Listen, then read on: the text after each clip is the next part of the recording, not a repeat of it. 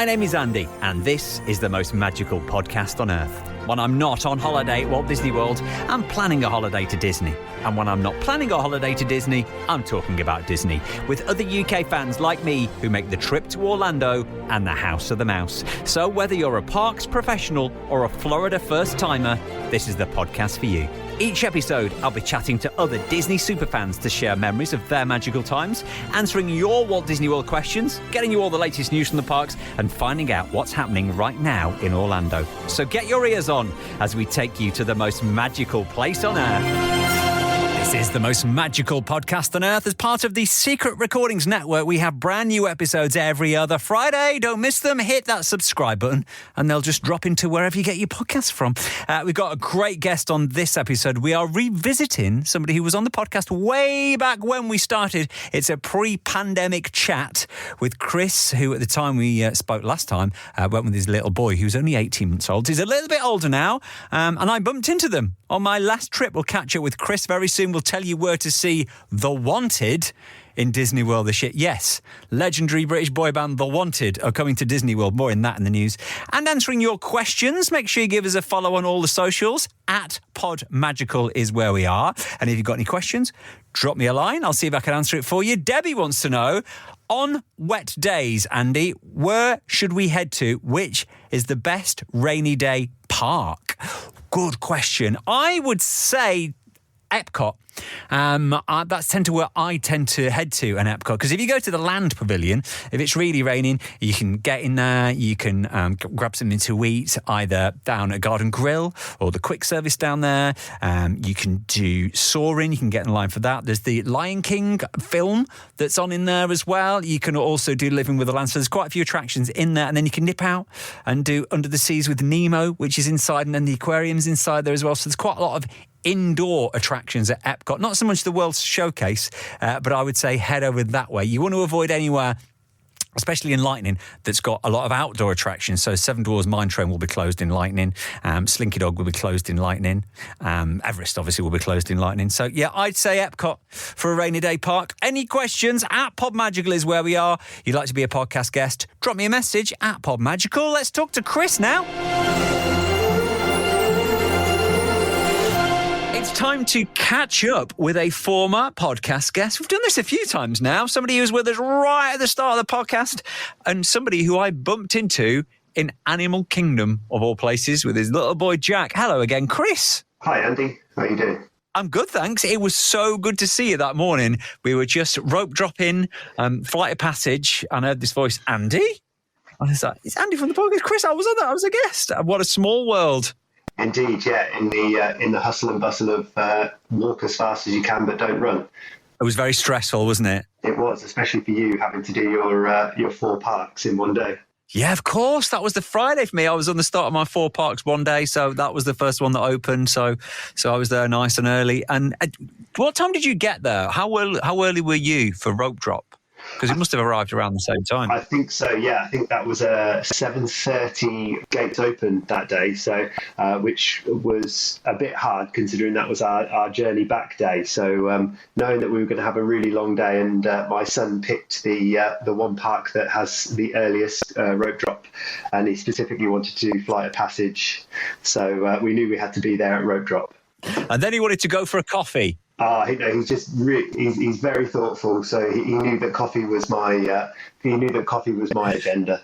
So what did you do for the rest of the day? Because we got on that. We were split off because we were queued together, and then we got split off into an up and a down one. What did you do after you did Flight of Passage? Yeah, we followed round and did we've actually followed you down round, but we were just running a little bit behind. We did the safari, which was a really good safari.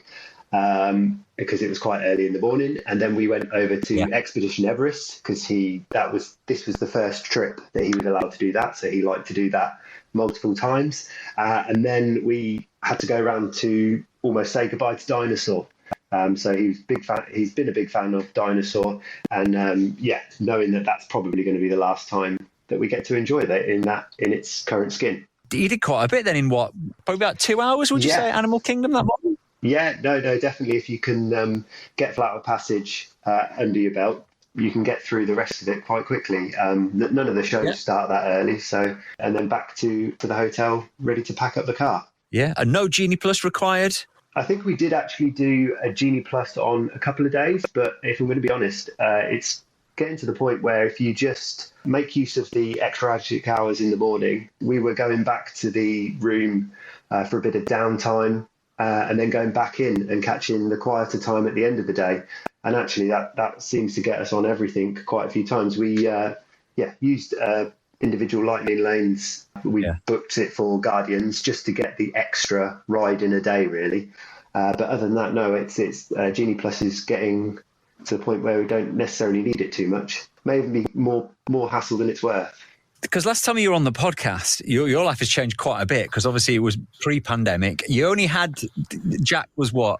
18 months, about 18 months old. Pre-pandemic, we'd just come back and everything had started to shut down. So it was, bit of a change since then. And you've had another little one since then? Yeah, we've had a little girl. So this was this May trip was her 18-month trip as well. So she was very similar age to Jack on her first trip. So yeah, it was lovely to see the similarities, but also the differences. And obviously Jack is a little bit taller. It was only Tron that he couldn't go on this time, wasn't it? It was, yeah. He was really, really upset, but actually took it really well. We did pre-warn him that it was going to be close. And although his hair touched the bar, the bloke, the guy who was doing the measuring just said, "I'm really sorry, but I can get my finger underneath there, so it's going to have to be a no." So some people did mention in the queue that we were waiting with you that they used to shove wedges in shoes, but I thought that was probably a little bit extreme for a safety feature. So there's always next time. It's a great excuse to come back. And how did he react when you got to the queue and he couldn't get on? Was he all right with it? He was notably upset, but like I say, he understood and he took it absolutely fantastically, especially when myself and my mother-in-law did still go on. So my wife was the perfect parent and said that she won't do it until he can do it. So he was really happy about that. But we left them and went and did it ourselves. So yeah, good new addition, great new ride, really quite unique. A little short, but we didn't wait too long, and just quite a thrilling ride. So a nice addition to that park. Because last time you were on the podcast, we didn't have Guardians, we didn't have Tron.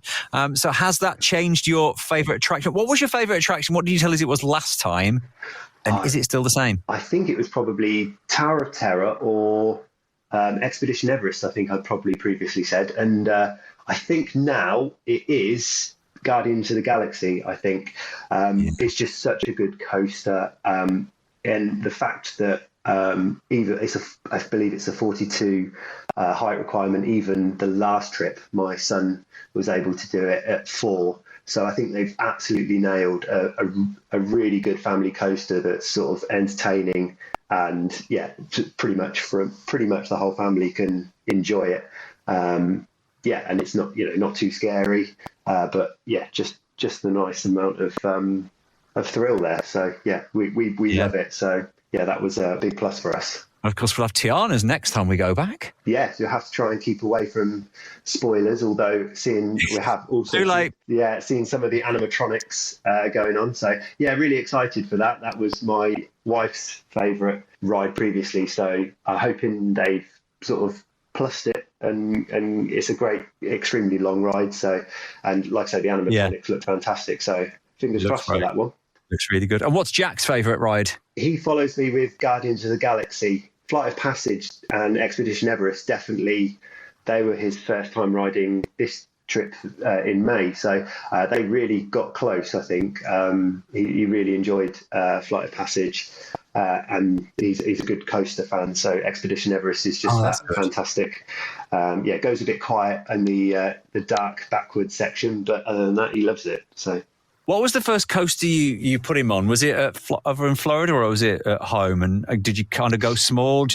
How did you work it in? Because anything could happen. You could either love this, or you could ruin him for the rest of his life. Yeah, the first proper coaster would have been Florida. It might have been on his second trip, actually, Seven Dwarfs Mine Train, because it was just the first. On the very first day we went to Magic Kingdom, we rope dropped it, as you will do when you're jet lagged and you've already been up for 2 hours. And yeah, we put him on that, and he loved it. So yeah, that was his first, I would say, official coaster. Barnstormer would have been probably an obvious choice, although that does whip you quite quickly, actually. So I think probably the slight more smoothness of Seven Dwarfs Mine Train is probably a better option, and the theming takes their mind off it anyway. So. And how have your holidays changed since pandemic, and now you've got 2 little kids? Are you doing Disney differently now, or is it still the same? A little bit slower now with the kids getting slightly older. Or Jack, he can sort of keep up pretty much with everything. I mean, we're doing 20,000 steps, and I dread to think what his little legs do in a day. But yeah, there's just a little bit more, slightly more divided. One of us has to sometimes stay off. So we did find that there was only of the bigger rides, there was only a couple of times that my wife and me rode at the exact same time. So that's a slight change, but there's plenty of the family coasters, and my mother-in-law actually, on one of our last Epcot day, took the little one, so we all got a good ride on Jack's favourite coaster. So that's good. Yeah, just a little bit more planning. If the little one will sleep in the pushchair, one person can go for a stroll around World Showcase, or go and actually, one day I went and completed the 50th anniversary statues by waving at them like a complete idiot. That was me while the child was sleeping in the pushchair. So yeah, there's loads to do. It's just slightly more divided, but still really fun, and there's loads to do together still. A lot of people actually have said that, who've got little ones who usually have an afternoon nap. They go, well, actually, sometimes we don't need to go back. As long as they can sleep in their pushchair, in their stroller, pretty much good to just carry on. Yeah, actually, sometimes going back during the day and having a nap was actually to get my 5-year-old through to fireworks. One night we actually did fireworks, stayed for the extra hour, and then because we were staying at Animal Kingdom Lodge, we were actually allowed to stay from 10 till 12 in for extra magic hours in the evening, and we got so much done in that sort of 2 hours. We managed to do it was just me, my mother-in-law, and Jack, but we managed to get Big Thunder, Pirates of the Caribbean, Haunted Mansion, Seven Dwarfs Mine Train, and Tron, and Winnie the Pooh, I think, all done within that 2 hour period. So it was incredible. I don't think I've ever done that amount in just being able to walk on. All you just had to do is scan your magic band at the entrance. Those deluxe hours are really worth it. Like you say, you can get in that half an hour, and if you're lucky enough to get the couple of hours at Magic Kingdom and Epcot once a week, you really can do all the attractions. And then the rest of the time, when everybody else is queuing for attractions during the day, you can kind of like just lap up the atmosphere of the park, can't you? Yeah, it's a good time to have your snacks, or go and do some of the less popular things, but the fillers that you still want to do. But grab some air conditioning, because that was definitely needed on that trip. When we went, there was no rain. Didn't have a spot of rain at all in 2 weeks. No, strange. It was perfect weather, wasn't it? And I think actually changed. Looking at the weather, as you inevitably do when you come back, it actually changed the week after. So yeah, I think that's going to give me rose-tinted glasses for that time of year, for the start of May, but it might not always be like that. Not always. Chris is with us on the podcast. We'll be back in a moment. Let's do a news update first, Chris. Just a few days before the Country Bears musical jamboree reopens with a new look and new songs. It's already been into preview. We know the songs that are going to be in the new show now, and it's very much in the spirit of the Country Bears jamboree, but I think it's more family friendly, more contemporary songs, more newer Disney songs that people can sing along to. Try Everything from Zootopia, Kiss the Girl from Little Mermaid, A Whole New World from Aladdin, performed by Wendell, Supercalifragilisticexpialidocious, Fixer Upper from Frozen, Remember Me from Coco, performed by Big Al, You Got a Friend in Me, Bare Necessities, Come Again. They're the songs that are in the brand new Country Bears show, which is pretty much, we might as well say it's open because it's already into preview. We've also got the list of artists appearing at this year's Eat to the Beat, the Epcot Food and Wine Festival. Some returning favourites, Tiffany, Billy Ocean, Hanson, who also usually sell their own beer at the Food and Wine Festival. Hops.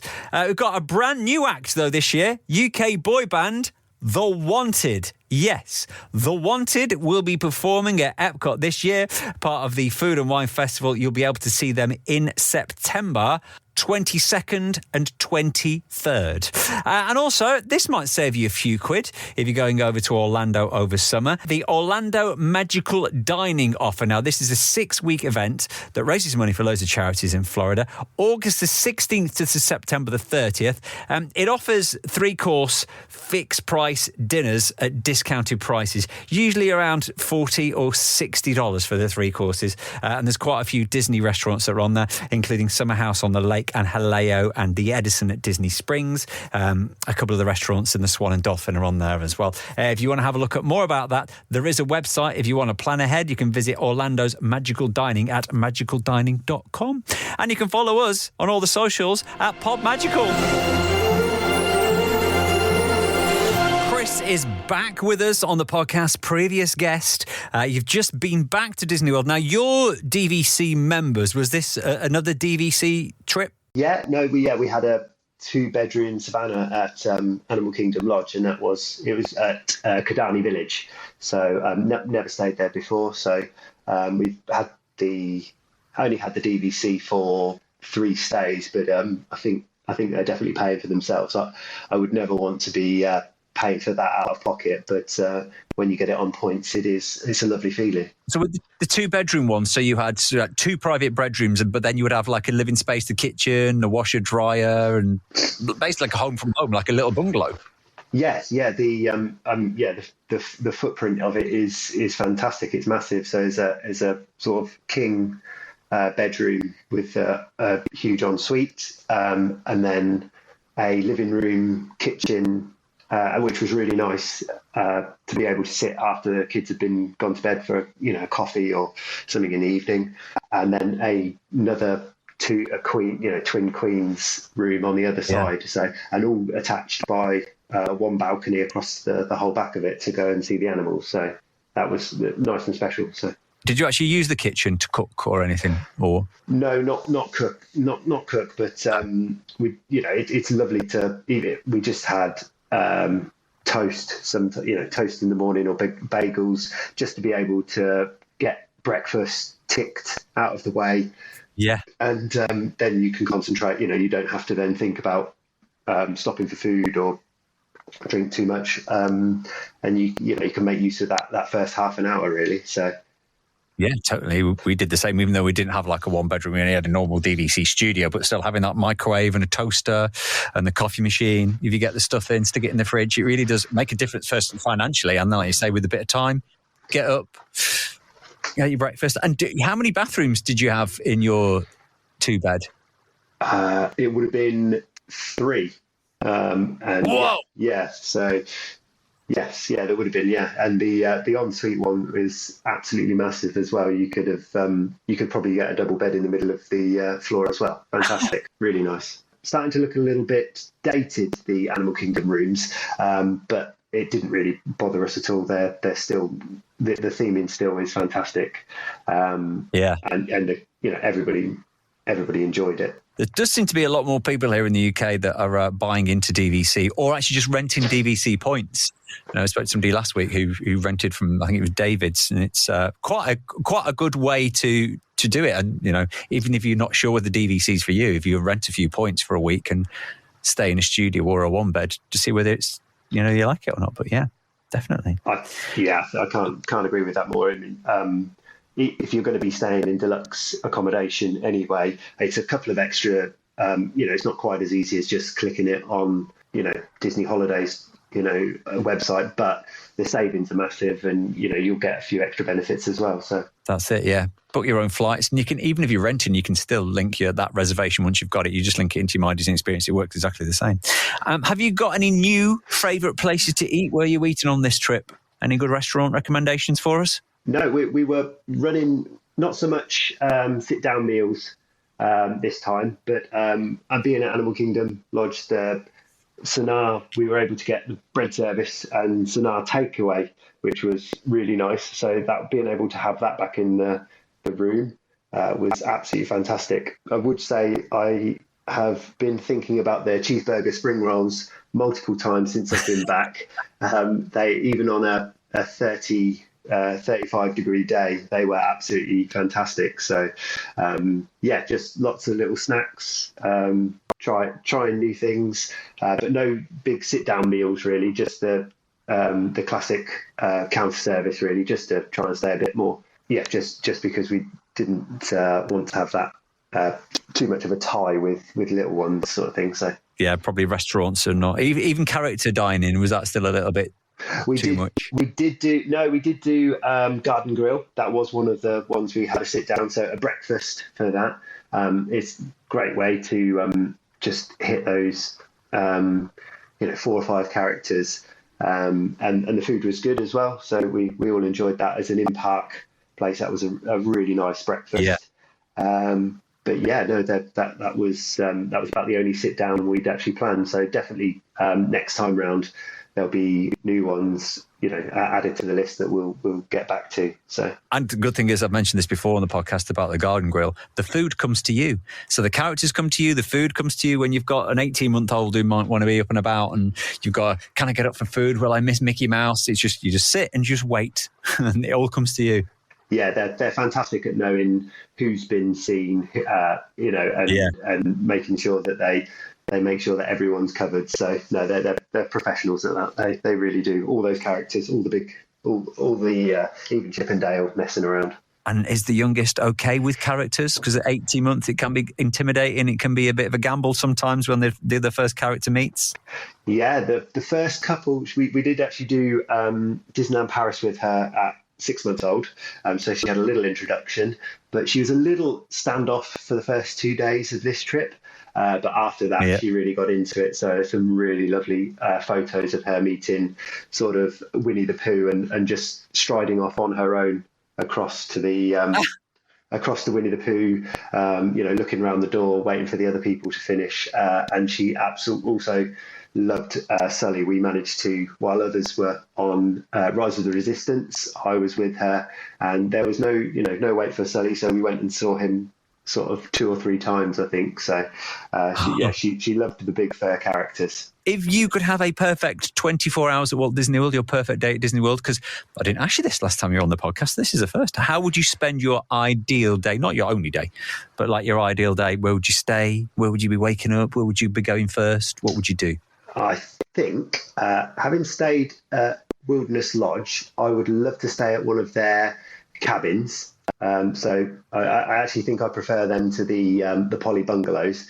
Nice, a bit more secluded, a bit more tucked away. So I'd probably go over to Animal Kingdom maybe first and do some of all the big hitters there like we did on our last day. We would probably be taking minivans for this, as it's the perfect day. Lunch would probably be, I'd love to try Tiffin's. That's definitely high up on the list at Animal Kingdom. And then probably back for an evening at Magic Kingdom, getting on all of the big rides over there and finishing off with Happily Ever After, which I still think is definitely the number one of all the shows. It's still not been beaten. We did see the new one at Epcot, which was a really good fireworks display, but it's still not beating the projections and the story that's going through Happily Ever After. It's still my favourite. Yeah. And the fireworks over the castle, you can't really beat that, can you, for an iconic end to a Disney day? No, it does get everybody's jaws open, so they love it. So, and my son's watched it a little bit on YouTube, so we had to stop him singing too loud. Oh dear! Oh, let him sing. So, have you got another trip planned anytime? Obviously, only been back early this year, so we haven't. At the moment, we look like we're going to have to let our DVC recharge slightly, but there's not to say that there might not be a cash booking somewhere. There's not so much with Tiana's coming and also at the park down the street, there is obviously a lot coming next year. So I think getting to 2026 is going to be really difficult. So there might be a cash booking on the horizon, but we'll have to wait and see. So with your DVC, you would not go next year, bank those points into the year after, and then the year after borrow from the following year. So you've got 3 years worth of points all in one. Is that how you're doing it?